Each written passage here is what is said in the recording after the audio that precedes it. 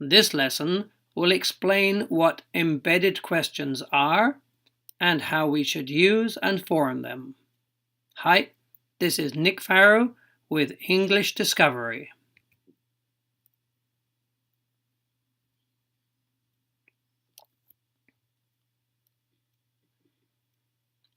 Do you know what that means? Do you know what embedded questions are? This is not an easy topic, but I will try to explain it in a way that is easy to understand. Look at this example. Okay so far, but if we add this idea and then try to make one sentence, we have a double question, which is not good English grammar.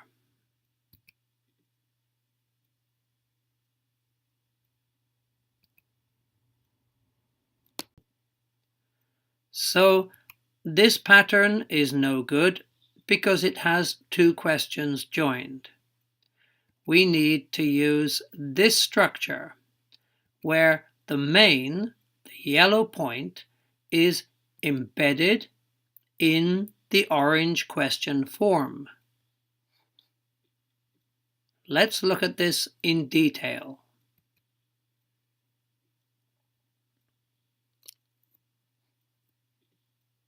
Okay, here are 4 examples. And you can see that the 2 bottom ones are not really questions, but they are useful forms and follow the same process.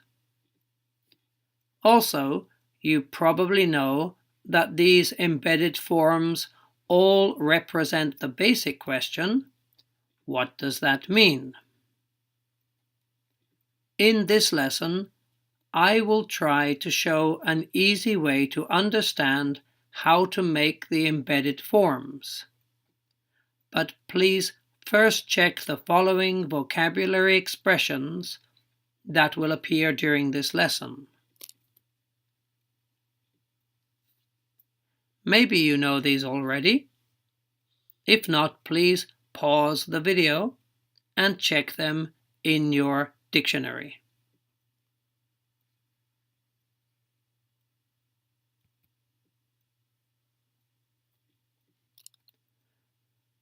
Of course, students need to know how to construct these forms, and that is quite challenging.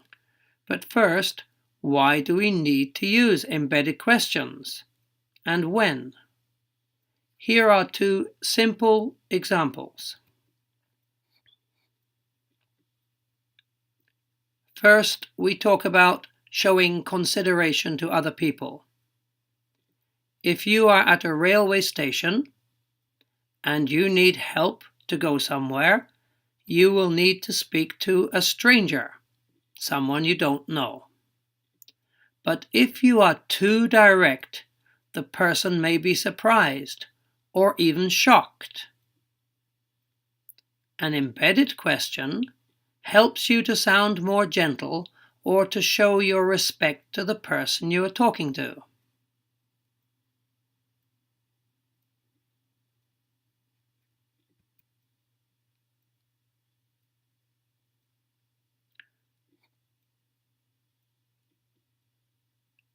If you look at these, they are not really questions, but they do have the meaning of questions embedded in them, and they are similar to the grammar we will be studying.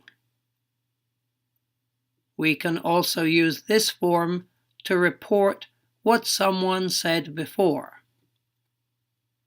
Okay? Now we can move on to study how to make the embedded question forms. So, part 1 of this lesson will focus on yes-no questions. WH questions will be the topic of the second video.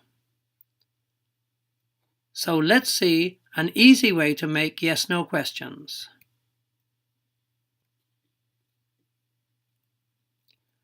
Try this technique.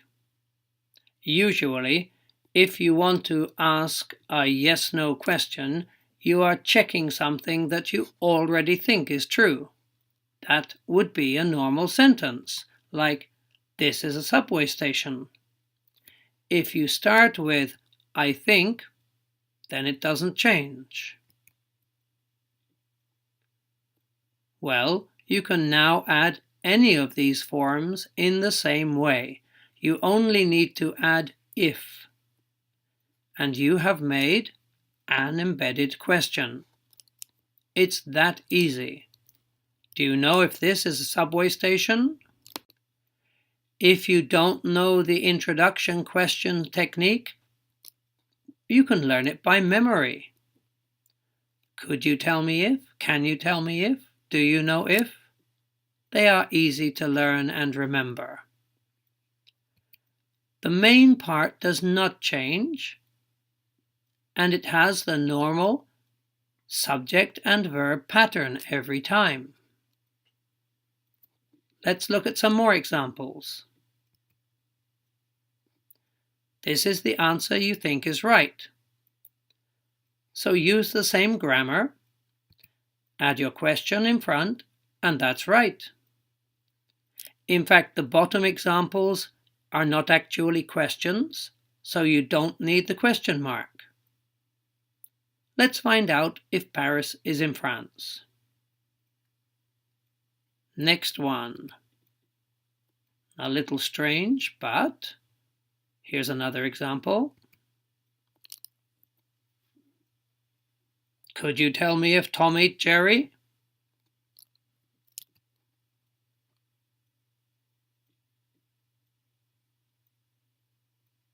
Here's another, very easy. And here we see an example with a verb phrase, can cook. Okay, you are simply using a normal sentence and adding the introduction question. Next, we have some chances to practice this pattern.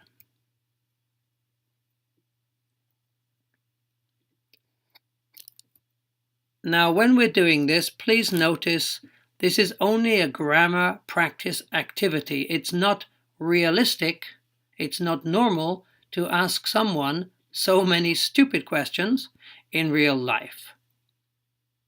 Okay, let's start. And please notice also that my answers are good, but your answers may be good too, even if they are a little different. If your pattern is the way we studied, then your answer will be fine. Note that you may want to use the past, present, or future tenses. Also, I strongly recommend that you repeat the final sentences after me. Speaking the correct form helps you to learn it for the future.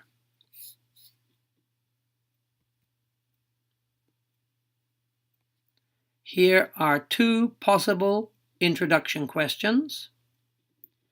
And you will also need these words. Here is your first target.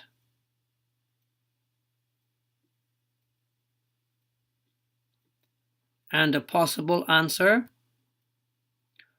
Do you know if he had his hair cut recently?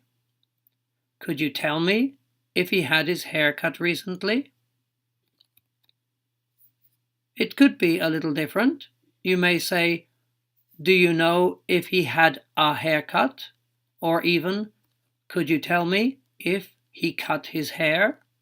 Those are all good answers. Next target point, about his suit. Present tense again.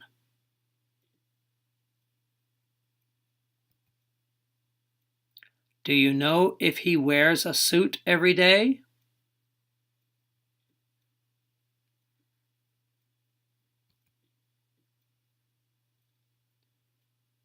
Use the present progressive for an action right now.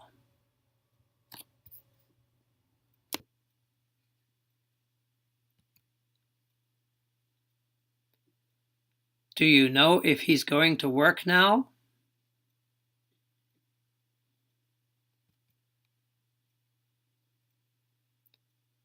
Next.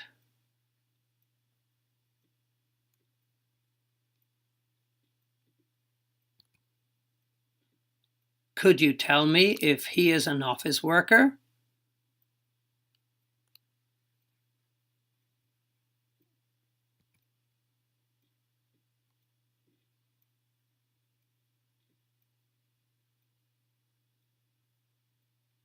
And do you know if he carries his lunch in his case? Last one.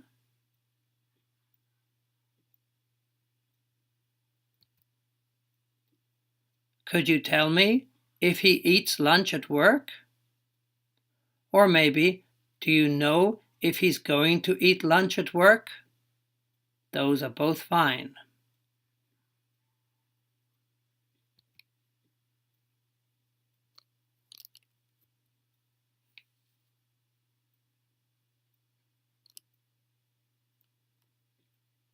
Okay, moving on.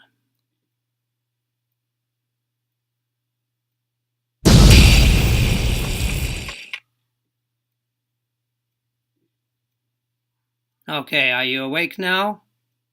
Good. Here's another chance to practice. Same technique. A woman is interested in buying a car. Let's see what she might ask if she only uses polite yes-no questions.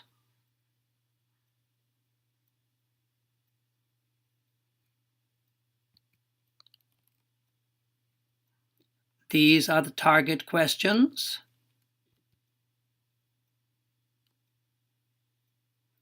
And she will need just two verbs, have and be. Here we go. Okay. The first question is about an air conditioner using have.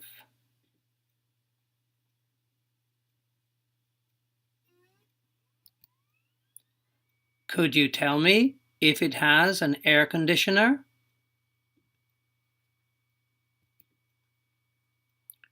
The next question is about tires using the be verb.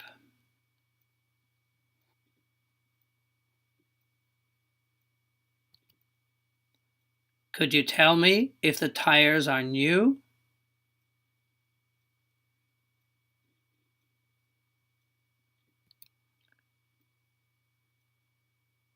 Next, the power windows.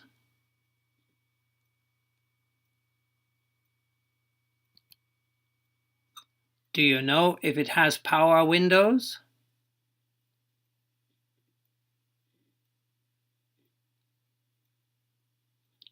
And finally, the price.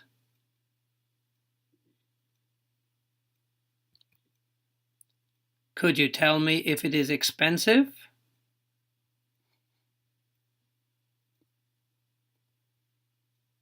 How was that? I hope you got everything right this time.